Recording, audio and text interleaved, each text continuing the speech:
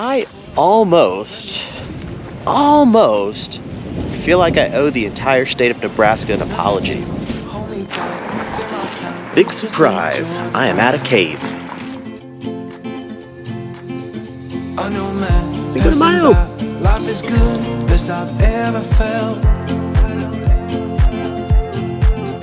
Get me up, somewhere new, somewhere I can find myself. Oh, I feel so alive. As I reach out. This is Onyx and I's 30th National Park at Wind Cave National Park in South Dakota. I feel like the beginning of this trip was all waterfalls, and I feel like the last few episodes are all caves. So I just got here, it's still early. I just paid for a cave tour, so we're gonna go deep into a cave for, I don't know, a mile or so. So this cave system is 161 miles of caves, which compare that to Mammoth Cave, which I think was 300 and something miles of charted caves. It gets its name from the wind that goes in and out of the main entrance. And it's cool, they have this like in the visitor center, they have this little tracking so you could see what the miles per hour of the wind is at all times, which is kind of cool. So let's go down into the earth again.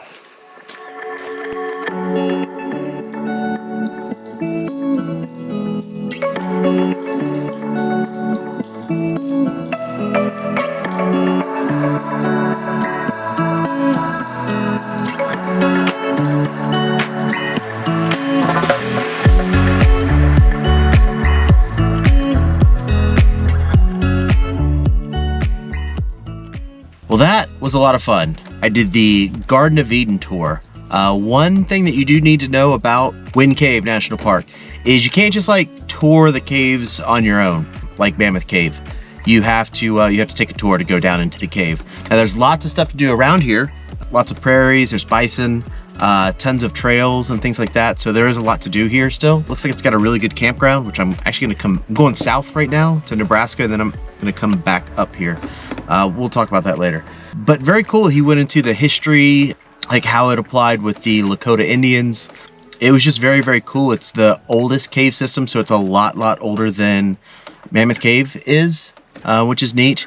It's what's considered a dry cave, so I guess there's a layer of sandstone above it, so there's no like stalactites, stalagmites like you would see like at Diamond Caverns and Mammoth Cave and stuff. It's just very unique. I mean, that's the 4th cave system I've done on this trip, and every single one has looked way different than the last one, which is really neat. I'm getting into caves. I'm liking this. I've never really been to caves before, but they're a lot of fun. So we're gonna continue heading south to Nebraska. I've got some campground reservations. We're gonna go explore a state park there. And then yeah, we'll be back here.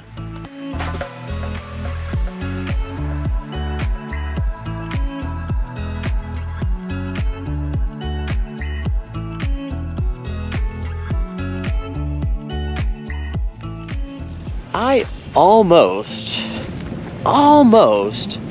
feel like I owe the entire state of Nebraska an apology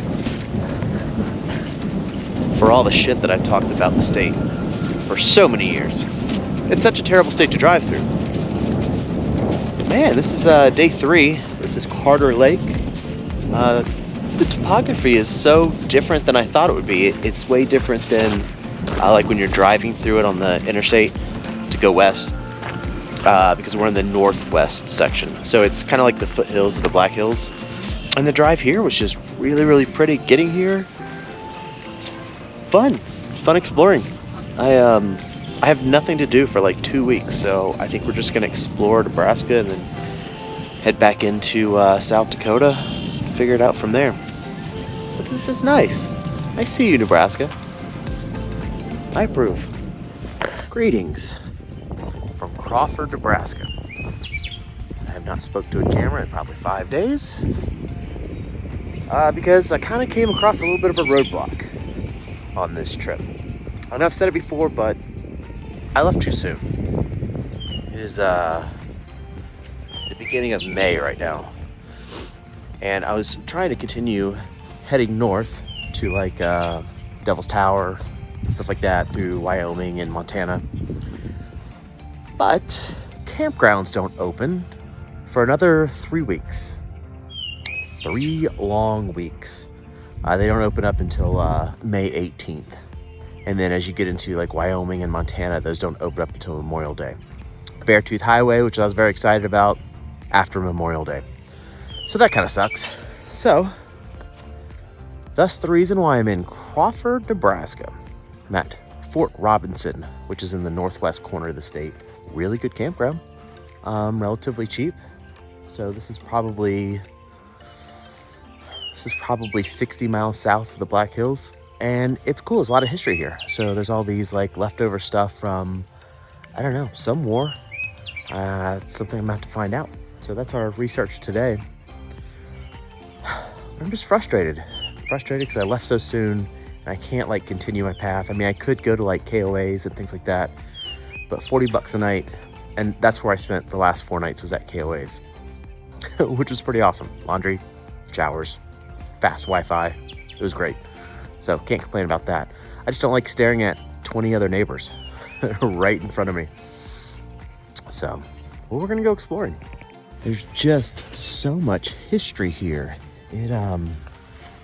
This place served as one of the headquarters during our wars with the Indians in the 1870s. It's where Crazy Horse surrendered. It's where Crazy Horse was killed by a bayonet, leaving that building right there. And then during World War II, it served as a detainment camp for German prisoners of war. And then after the war, it was shut down. So it's 150 years of history on these grounds that we're walking. And it just, you can feel it. It's a weird vibe.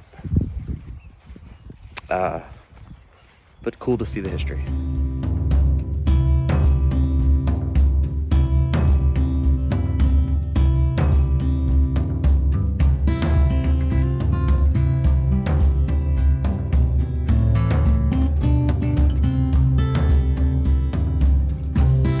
I am at the Mammoth Site. I know, very creative on its naming. But anyway, it's in South Dakota, and it's an active mammoth fossil dig. So this should be pretty exciting. Looking forward to it on this dismal Wednesday morning.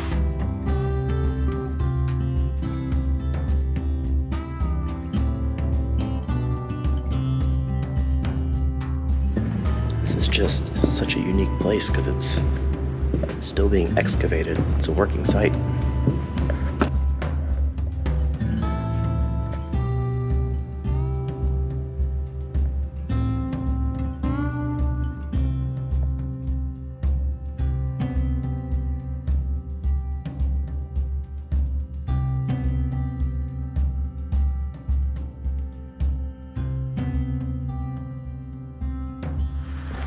That is pretty freaking cool. It was just really cool because it's an active site. People are still digging and working. It's cool to see everybody's pails and tools and stuff laying around and working on excavating. It's cool because it was basically a big sinkhole that formed during the Ice Age 200,000 years ago. And all these mammoths and other animals, like there were some cool bears, short-faced bear, something like that, got stuck in the muck of the sinkhole and couldn't get out. And so that's where they're all trapped. And that's how they're preserved. They aren't petrified like you see at a bunch of other places. So they're still brittle. They were just preserved in the marsh or whatever, the sediments there. But that was cool. I'm glad I did that. That was worth $14. And I got a new sticker.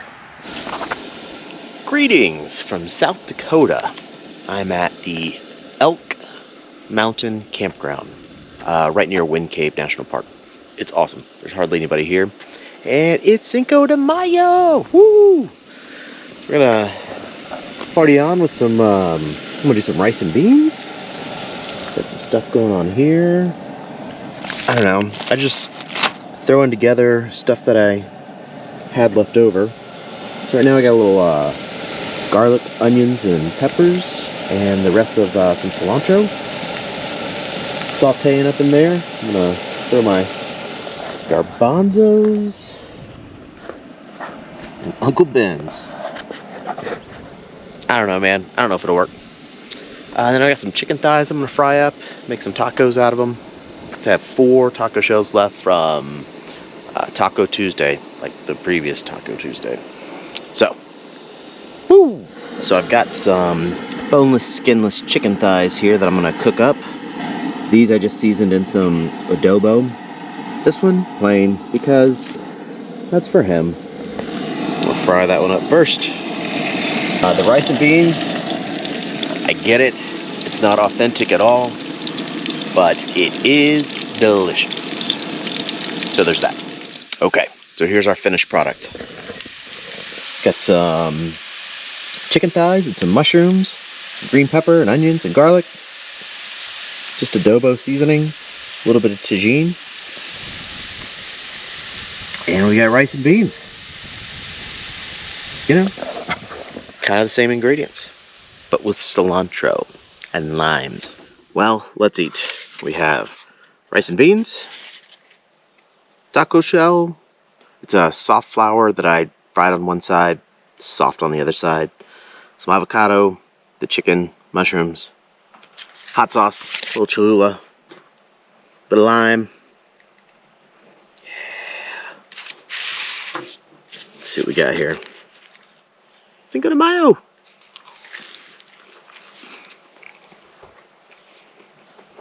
Huh. It's good. It's real good. What a random rice and beans concoction over just leftovers. But the theory here is, if you have onions, garlic, and pepper, you can make anything delicious. It's the holy trinity of cooking. Start, saute it, and then anything you put in afterwards, you'll love. Trust me, on the holy trinity. Well, I'm full, so it's his turn. You ready for some chicken? If it looks weird, it's turmeric. Got a little orange in it. Yes, approves.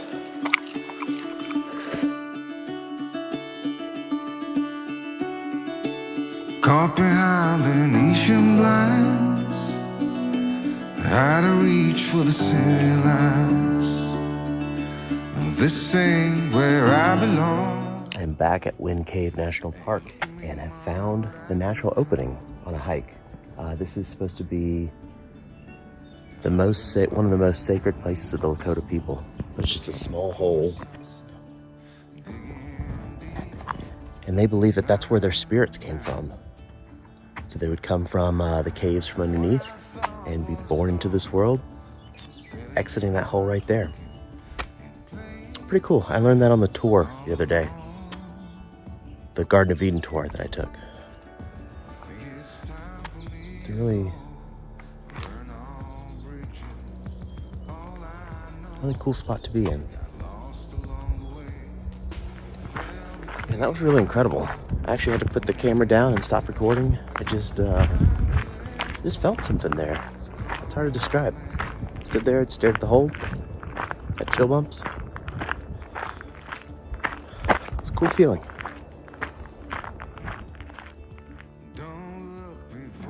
This clearly wasn't a planned path, and this season's adventures have embodied that. Sometimes weather, sometimes lack of open campgrounds, sometimes just plain curiosity. But that is the adventure, making the most of detours. I suppose the metaphor for life is there. You think you have something figured out, a path, a plan, and then you end up in rural Nebraska. There's a beautiful randomness to it all. But I feel like it's important to stay positive when life's detours head your way. It's okay to change course, to adapt, to make the most of these detours. Until next time, be open to changes in your life. Embrace the detours. And keep exploring life with an open mind. It's time for me to go, burn all bridges. All I know, I got lost along the way, fell between the fold, pulling stitches. Time to let go, so come what may.